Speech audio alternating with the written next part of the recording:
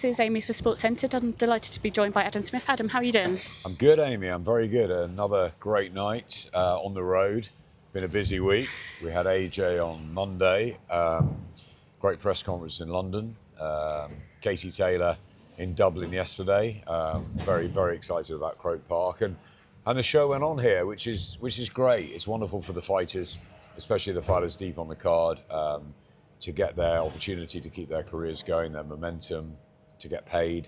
They're professional fighters, they're prize fighters, and with two main events being pulled, these things are always difficult, and sometimes Matchroom say they've got to take a bit of a hit on it, and it's fantastic. It's great for the zone, week in, week out. We've had unbelievable shows, and there was an opportunity for the two European guys to step up and deliver at 10 o'clock at night, and they did. They were in spades, in bucket loads. I thought they were fantastic. I thought Akib Fiaz put a terrific challenge up. I thought Josh Padley deserved to win it ultimately, but it was 12 rounds that we loved, and we'd see it again. Or I just think it's fantastic sometimes when you get that moment and you know you're top of the bill and all the eyes are on you, you put that extra effort in, and I thought they were fabulous. Do you think it sort of exceeded expectations? Yeah. Like I say, there was a lot of pressure on them to try and perform after the cancellations of Dalton and Galao as well. I do. I thought it was going to be a much more technical fight.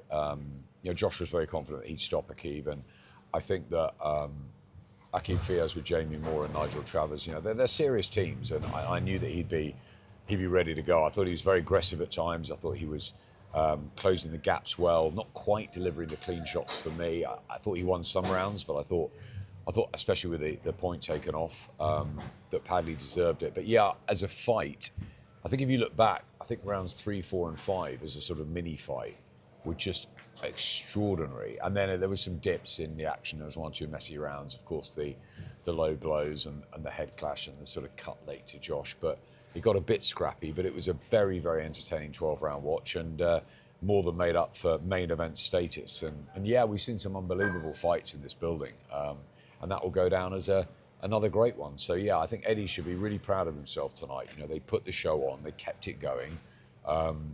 He's mad. He has such a busy time, running around, and he was in Ireland with Ben Whittaker and Katie, and he's back here, and Katie's doing the bus tour, and it's just non-stop. And I worked with him obviously very closely for a number of years when we were at Sky, and it's great to be back alongside him. Great to be working with Queensbury and Frank and George, and also Calais and Nisse and Golden Boy Top Rank. It's a terrific group under the DAZN umbrella, which is why it's the home of boxing. It's just fantastic. And also see my Sky colleagues have a show in Bournemouth tonight, see them back up and running.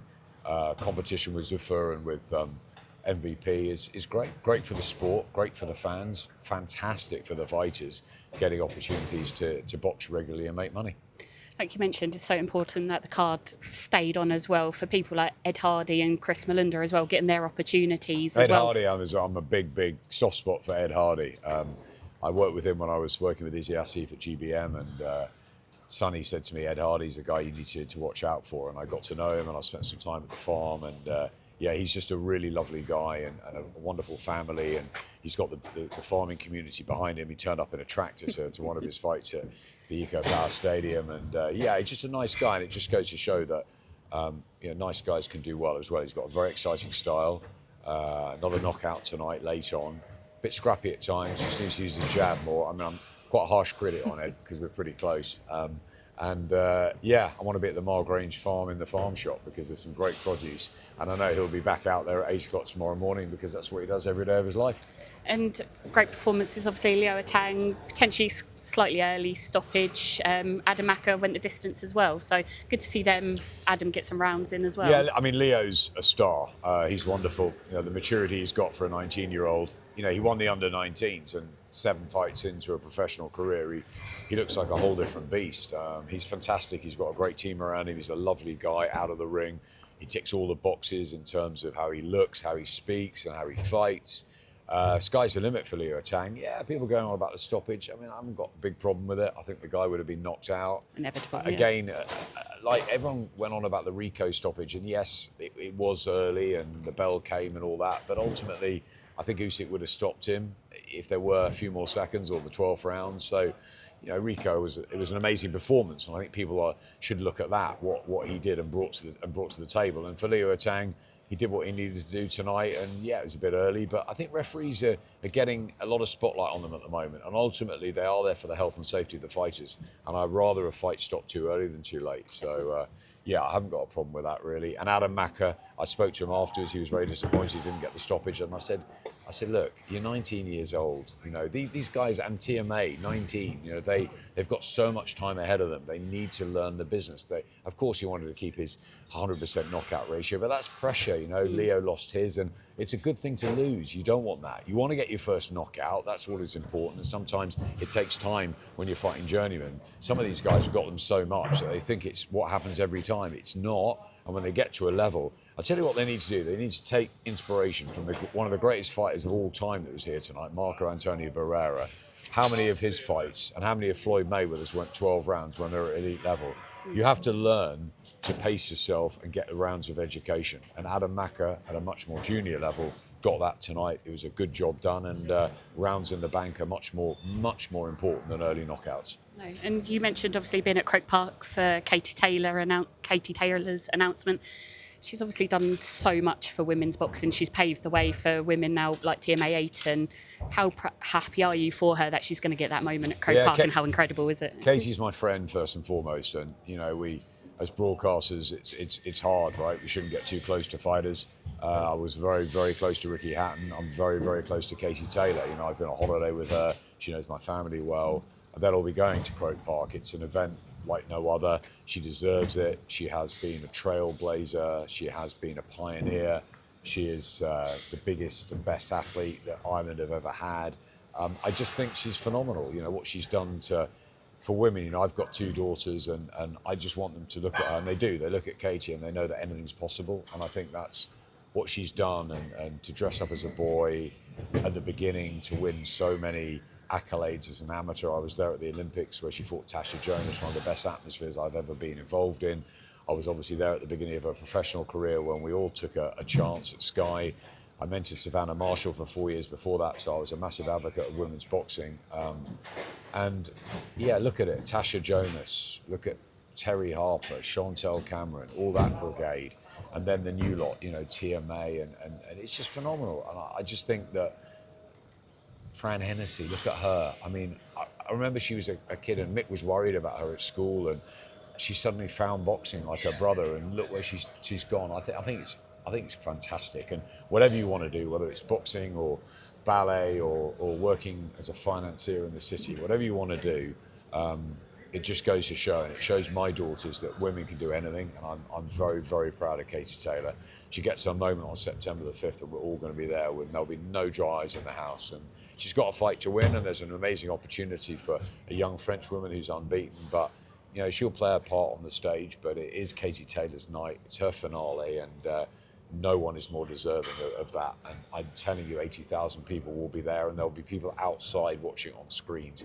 Eddie was like, what do you think, 80,000? I said it will do, I honestly think it could do 150,000. I think that when people realise that it is the end for Katie as a professional, I holiday in West Cork, I don't stop talking about her. They're all going to be coming. They're all going to be coming. The tickets are well priced.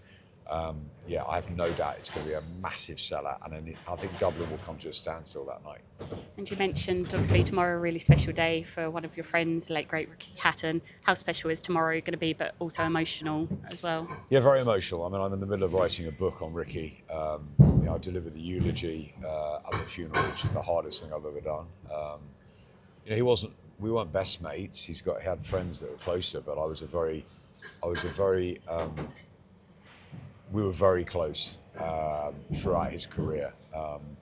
And I was very, very, very saddened when I heard the news. And I still, every day, I think I wanted to write the book for my grieving process, and it's been really cathartic. But I also wanted to speak to people about Ricky, and I think that's what I found, that everybody wants to still talk about him.